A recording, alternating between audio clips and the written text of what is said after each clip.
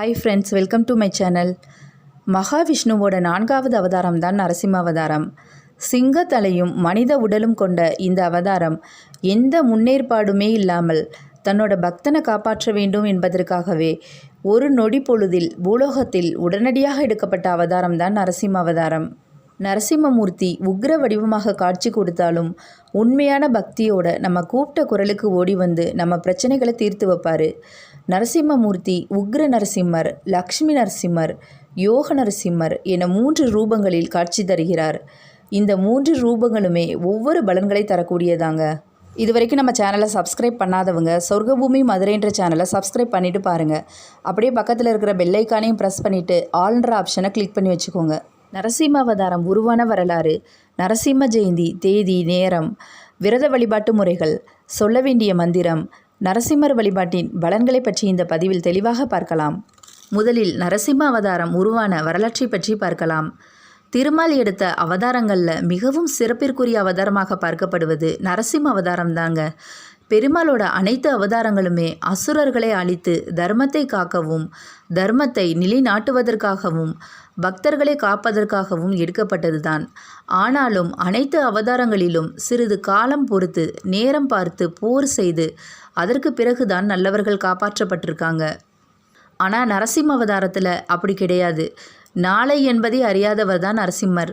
இந்த நிமிடம், இந்த நொடியே பக்தனை காப்பாற்றுவதற்காகவும், பக்தர்கள் கேட்ட வரங்களை அள்ளி கொடுப்பதற்காகவும் அவதாரம் எடுத்தவர் தான் நரசிம்மர். தானே கடவுள் என்ற இருமாப்போட இருந்தவன் தான் இரண்யன். அவரோட மகனான பிரகலாதனோ மகாவிஷ்ணுவோட தீவிரமான பக்தன்.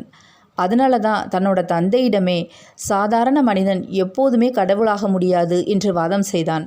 தன்னோட மகன் என்றும் பார்க்காமல் 5 வயது சிறுவனான பிரகலாதனை கொல்ல எத்தனையோ முறைகள் முயற்சி செய்தும் தோல்வியடைந்தான் இரண்யன். கடைசியாக, இத்தனை ஆண்டுகளாக நான் பார்க்காத அந்த கடவுளை நீ இருப்பதாக சொல்கிறாயே, அப்படியானால் அவரை எனக்கு காட்ட முடியுமா என்று கேட்டான். பிரகலாதனும் கண்டிப்பாக முடியும் என உறுதியாக சொன்னான். அப்படியானால் நீ வணங்கும் அந்த இறைவன் இந்த தூணில் இருக்கிறாரா என்று இரண்யன் கேட்டான். அதற்கு பிரகலாதனோ, நான் வணங்கும் அந்த ஸ்ரீமன் நாராயணன் இந்த தூணிலும் இருப்பார், துரும்பிலும் இருப்பார் என்றான். அணுவுக்குள் அணுவாக இருக்கும் இறைவன் இந்த தூணில் ஏன் இருக்க மாட்டார்? கண்டிப்பாக இருப்பார். அப்படி இல்லை என்றால் நீங்கள் என்னை கொல்ல வேண்டாம், நானே எனது உயிரை விட்டுவிடுகிறேன் என்றான் பிரகலாதன். உடனே ஆத்திரம் கொண்டு தூணை பிளக்கப் போனான் இரண்யன். தூணை தனது கதையால் தாக்குவதற்கு முன்பாகவே ஒரு அவதாரம் எடுத்து அந்த தூணிற்குள் சென்று ஆக்ரோஷமாக கர்ஜித்தபடி தூணை பிளந்து கொண்டு வெளிப்பட்டார் நரசிம்மமூர்த்தி. இரண்யன் பெற்ற சாகாவரத்தின்படி பகலாகவும் இரவாகவும் இல்லாத அந்தி பொழுதில் அவதரித்து, மனிதனாகவும் இல்லாமல் மிருகமாகவும் இல்லாமல் சிங்க முகத்துடனும் மனித உடலையும் கொண்டிருந்தார்.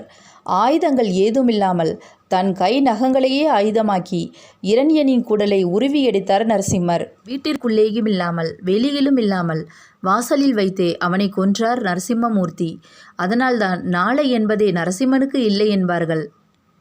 அப்படியும் ஆத்திரம் அடங்காமல் உக்கிரமாக இருந்த நரசிம்மரை யாராலும் சாந்தப்படுத்தவே முடியவில்லை. கடைசியாக சிவபெருமான் சர்வேஸ்வர ரூபம் எடுத்து நரசிம்மரை சமாதானப்படுத்த லக்ஷ்மி தேவியை தனது மடியில் அமர்த்தி லக்ஷ்மி நரசிம்மராக சாந்த மூர்த்தியாக காட்சி தந்தார் நரசிம்மர். அப்போது நரசிம்மர் பிரகலாதனிடம் உனக்கு என்ன வர வேண்டும் என்று கேட்டார். அதற்கு பிரகலாதனோ தனது தந்தைக்கு சொர்க்கத்தில் இடம் வேண்டும் என்றான். நீ உன்னுடைய தாயின் கருவில் இருக்கும்போதே உன்னுடைய முந்தைய மற்றும் பிந்தைய தலைமுறைகள் அனைத்திற்குமே சொர்க்கத்தில் இடம் ஒதுக்கிவிட்டேன் என்றார் நரசிம்மர். இப்படியாக கேட்பதை விட அதிகமாகவே அள்ளி கொடுப்பவர் தான் நரசிம்மர். அதுவும் பக்தர்கள் கேட்ட மாத்திரத்திலேயே கொடுக்கும் நரசிம்மமூர்த்தி அவதரித்த தினத்தையே நரசிம்ம ஜெயந்தியாக நாம் கொண்டாடுகிறோம். நரசிம்ம ஜெயந்தி இந்த ஆண்டு மே 22ஆம் தேதி புதன்கிழமை அன்று வருகிறது.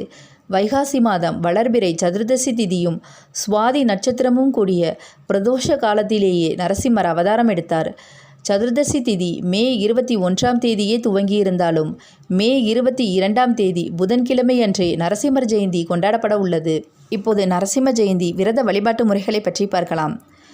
பொதுவாக நரசிம்மரோட திருவுருவ படம் நம்ம பல பேர்கிட்ட இருக்காது. அதனால் பெருமாள், லக்ஷ்மி தயாரிக்கிற திருவுருவ படத்தை வச்சு தாராளமாக பூஜை பண்ணலாம்.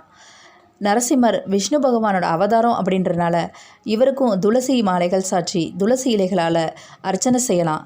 பூக்கள் அப்படின்னு பார்த்தோன்னா சிவப்பு நிற மலர்கள், அதாவது செவ்வரளி பூக்கள், சிவப்பு நிற செம்பருத்தி பூக்களை வச்சு நரசிம்மருக்கு வழிபாடு பண்ணலாம். நெய்வேத்தியமாக பால், பானகம், நீர்மோர் இதெல்லாம் வைக்கலாம்.